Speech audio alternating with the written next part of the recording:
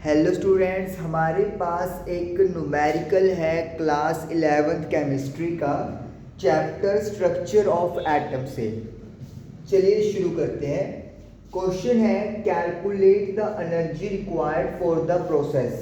एक प्रोसेस है, उसके लिए कितना एनर्जी की रिक्वायरमेंट है वो हमें फाइंड आउट करनी है। प्रोसेस क्या है? हीलियम का आयन है, पॉजिटिव चार्ज, मतलब हीलियम ने अपना एक इलेक्ट्रॉन लूज कर दिया है और हम लोग हीलियम 2 पॉजिटिव में कन्वर्ट करना चाहते हैं। तो यानी कि एक इलेक्ट्रॉन और इससे बाहर निकालना चाहते हैं, जैसे यहाँ पे भी क्लियर दिख रहा है। तो एनर्जी कितनी रिक्वायरमेंट है? जाहिर सी बात है, हीलियम है, आपको पता है हीलियम जो होता है उसका एटॉमिक नंबर 2 होता है। तो हीलियम के पास टोटल 2 इलेक्ट्रॉन्स हैं, एक ही शेल बनेगा, एक ही शेल है हीलियम के पास, तो 2 इलेक्ट्रॉन्स हैं। लेकिन मेरे पास स्टार्टिंग में हीलियम का पॉजिटिव है, तो यानी कि उसने एक इलेक्ट्रॉन ऑलरेडी लूज कर दिया है और एक इलेक्ट्रॉन बच गया है। तो हम लोग चाहते हैं कि ये वाला इलेक्ट्रॉन भी लूज कर दे। तो हम लोगों को एनर्जी पूछा है कि कितनी रिक्वायरमेंट है और गिवन क्या है? आयोनाइजेशन एनर्जी, यानी कि इलेक्ट्रॉन को उसके शेल से बाहर करने की जो एनर्जी है हाइड्रोजन एटम के लिए ग्राउंड स्टेट में 2.18 इंटू 10⁻⁻18 जूल पर एटम है। हमें पता है हाइड्रोजन के पास एक ही इलेक्ट्रॉन होता है, तो डेल्टा ई का जो फॉर्मूला है वो क्या होता है? ई इनफाइनाइट माइनस E1। मतलब ये आयनाइजेशन एनर्जी वो है जो आप चाहते हो कि इलेक्ट्रॉन अपना ऑर्बिट छोड़कर इनफाइनाइटली ऑर्बिट पे चला जाए। इनफाइनाइटली मतलब इतनी दूर चला जाए कि न्यूक्लियस उसको पुल बैक ना कर पाए। अब आपको याद क्या रखना है कि जो हाइड्रोजन लाइक पार्टिकल्स होते हैं उनके लिए एनर्जी का जनरल फॉर्मूला क्या होता है? किसी भी शेल में -RB Z² upon N², where RB is the Rydberg constant, Z atomic number और N जिस शेल की आप बात कर रहे हो। तो अगर हम लोग यही चीज हाइड्रोजन के लिए बात करें फॉर हाइड्रोजन, तो फॉर्मूला क्या हो जाएगा? RB ओवर N², क्योंकि हाइड्रोजन के लिए Z की वैल्यू यानी Z का एटॉमिक नंबर क्या होता है? 1 होता है। अब पहले हम लोग बात करेंगे हाइड्रोजन के लिए। यहाँ पे मैं लिखता हूँ फॉर हाइड्रोजन एटम। तो हाइड्रोजन के लिए मुझे चेंज इन एनर्जी या डेल्टा ई कितना गिवन है? ग्राउंड स्टेट में अगर मैं चाहता हूं कि वो अपना एक इलेक्ट्रॉन जो हाइड्रोजन के पास है उसको पूरी तरीके से अपने से अलग कर दे, तो हमें कितनी एनर्जी देनी पड़ेगी?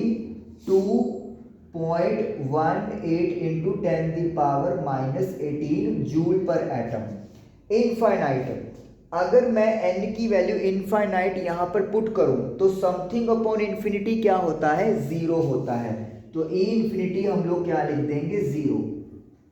E1, RB को तो RB ही लिखो और E1 का मतलब है N की जगह 1 पुट करेंगे, क्योंकि हाइड्रोजन का ground state N is equal to 1 होता है, तो 1 का स्क्वायर लिख दिया जाएगा। तो मेरे पास यहाँ पर सॉल्व करके वैल्यू क्या आएगी? माइनस माइनस प्लस, तो RB और 1 का स्क्वायर 1 ही होता है, तो राइडबर्ग कांस्टेंट की वैल्यू आ गई 2.18 इंटू 10⁻⁻18 जूल पर एटम। यहाँ पे यूनिट आप लिख दो। ओके, अब बात करेंगे अपन हीलियम की। तो हाइड्रोजन का केस खत्म हो गया, यानी हाइड्रोजन के लिए मुझे हाइड्रोजन के केस से मुझे राइडबर्ग कांस्टेंट की वैल्यू यहाँ पर मिल गई। अब हीलियम की बात करेंगे for He positive. Okay, atom नहीं लिख पाएंगे क्योंकि आयन बन गया है अब ये। तो डेल्टा ई मुझे कैलकुलेट करना है, क्योंकि अगर हीलियम अपने दोनों इलेक्ट्रॉन लूज कर देगा तो फिर इसका मतलब है उसके लिए कौन सी एनर्जी होगी? आयनाइजेशन एनर्जी होगी, क्योंकि उसने अपना दूसरा इलेक्ट्रॉन भी पूरी तरीके से अपने से अलग कर दिया है। तो delta E is equal to, और अगर हम लोग चाहते हैं कि जो इलेक्ट्रॉन उसके पास बचा है वो भी उससे बहुत दूर हो जाए, तो यानी कि अगेन हम लोग इलेक्ट्रॉन को कहाँ भेजना चाहते हैं, इनफाइनाइटली दूर भेजना चाहते हैं। और हीलियम के लिए भी जो अभी इलेक्ट्रॉन मौजूद है वो फर्स्ट ऑर्बिट में मौजूद है, तो E1 हम लोग लिख देंगे। हीलियम के पास 2 ही इलेक्ट्रॉन्स होते हैं स्टार्टिंग में, तो n इज इक्वल टू 1 होता है। एक इलेक्ट्रॉन लूज कर चुका है, तो एक इलेक्ट्रॉन जो बच गया वो फर्स्ट ऑर्बिट में ही रिवॉल्व कर रहा है।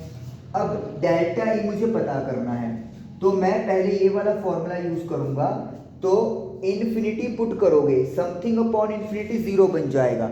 मैं इस फॉर्मूले की बात क्यों कर रहा हूँ, क्योंकि हाइड्रोजन लाइक पार्टिकल्स के लिए ये वाला फॉर्मूला यूज करना है। अगर हाइड्रोजन की बात हो तो Z1 हो जाता है, इसलिए ये फॉर्मूला थोड़ा सा शॉर्ट बन जाएगा। लेकिन अगर हाइड्रोजन ना होकर हाइड्रोजन जैसा कोई और स्पीसीज है तो Z² हमें मल्टीप्लाई में लेके जाना पड़ेगा।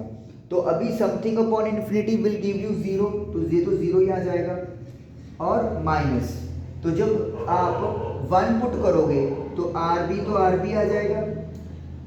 Z की वैल्यू, Z होता है एटॉमिक नंबर, हीलियम की बात हो रही है तो हीलियम का एटॉमिक नंबर कितना है, मेरे पास 2 है। तो मैं यहाँ पे Z की वैल्यू 2 लिख दूंगा और 2 का स्क्वायर कर दूंगा। N की वैल्यू मेरे पास 1 है, तो 1 का स्क्वायर 1 हो जाएगा। माइनस माइनस प्लस RB की वैल्यू आप कैलकुलेट कर चुके हैं, तो 2.18 मल्टीप्लाई बाई 10⁻⁻18 लिख देंगे।